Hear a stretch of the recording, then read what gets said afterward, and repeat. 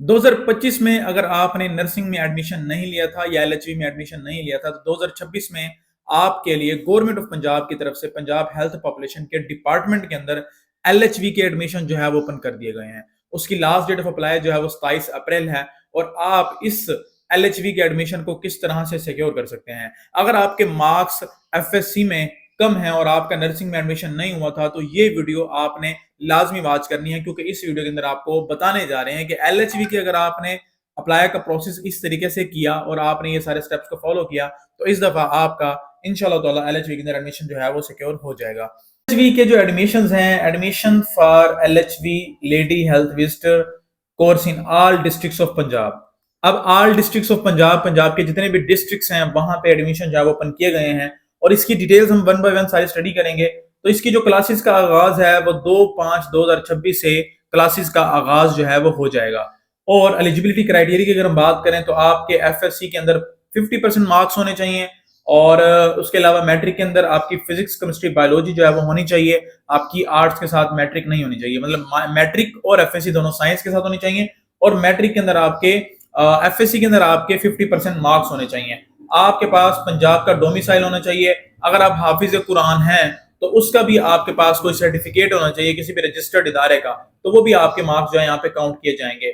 उसके अलावा आपकी फिटनेस सर्टिफिकेट आपके पास होना चाहिए, किसी भी गवर्नमेंट मेडिकल ऑफिसर की तरफ से आपके पास एक मेडिकल फिटनेस सर्टिफिकेट होना चाहिए। और आपकी एज जो है वो लिमिट जो है वो यहाँ पे ज्यादा हमें बताई गई है कि यहाँ पे 35 साल जो लिमिट है वो होगी एज लिमिट, कि अगर आपकी 35 साल से कम उम्र है तो आप जो है अप्लाई करने के लिए काबिल हैं, अहल हैं। No age relaxation will be given beyond the permitted age. अगर किसी 35 साल से ज्यादा है तो उसको इसके अंदर कोई रिलैक्सेशन नहीं दी जाएगी। At the time of apply आपकी उम्र 35 साल से कम होनी चाहिए।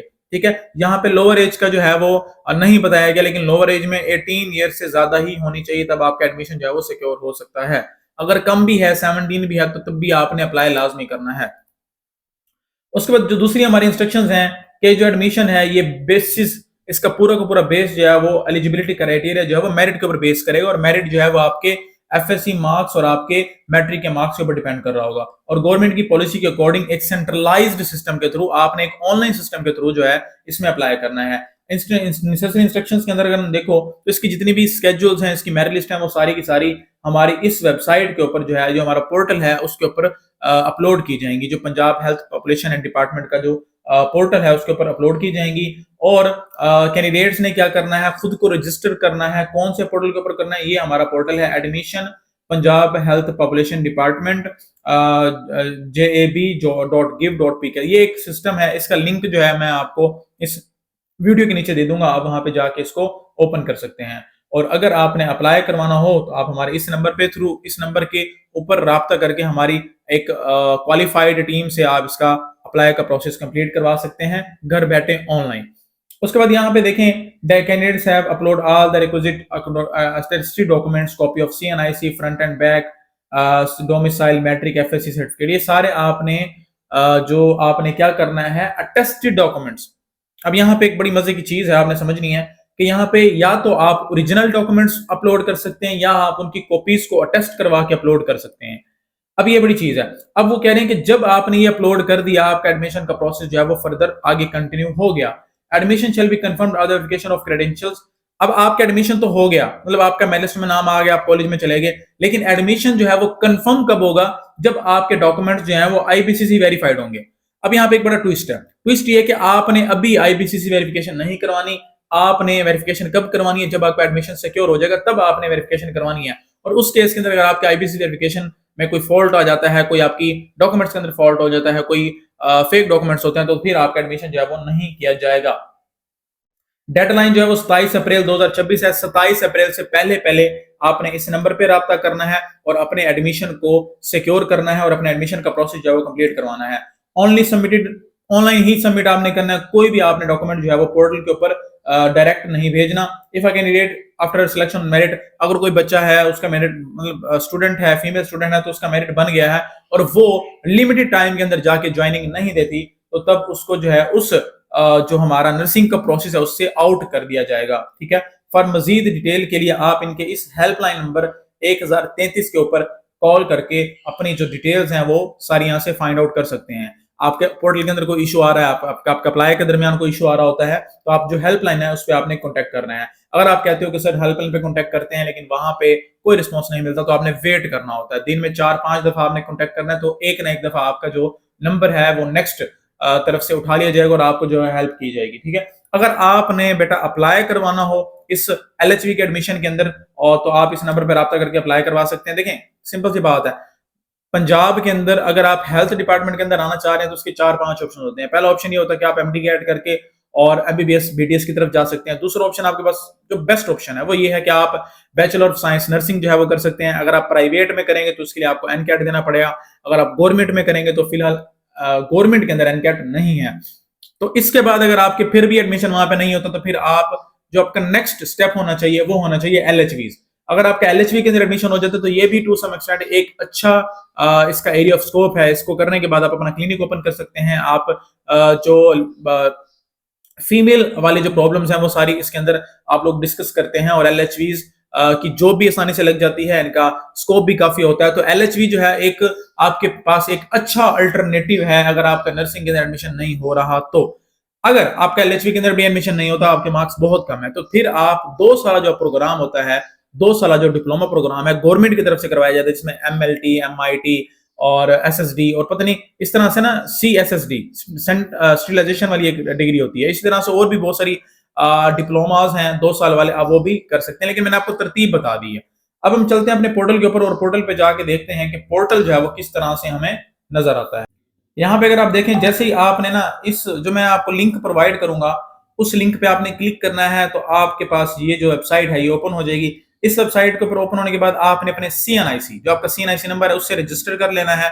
जिन बच्चों ने ऑलरेडी रजिस्टर किया हुआ है तो वो वही अपना सिर्फ साइन इन कर लेंगे। देखें, साइन अप का मतलब है कि आपने पहली दफा रजिस्टर करना है तो आपने साइन अप कर लेना है, अपना सीएनआईसी बताएंगे तो आगे दूसरा एक पेज ओपन होगा, वहां पे आपने अपना पासवर्ड देना होगा और आपने वो सीएनआईसी और वो पासवर्ड आपने याद रखना है। करने के बाद आप उसको दोबारा से साइन इन करेंगे तो ये वाला जो आपके सामने एक जो पोर्टल है वो ओपन हो जाएगा। अब इसके अंदर यहाँ पे देखो तो एलएचवी जो है वो मॉर्निंग और इवनिंग दोनों के अंदर करवाया जा रहा है, और मॉर्निंग और इवनिंग दोनों में ही आप जो है वो अप्लाई कर सकते हैं।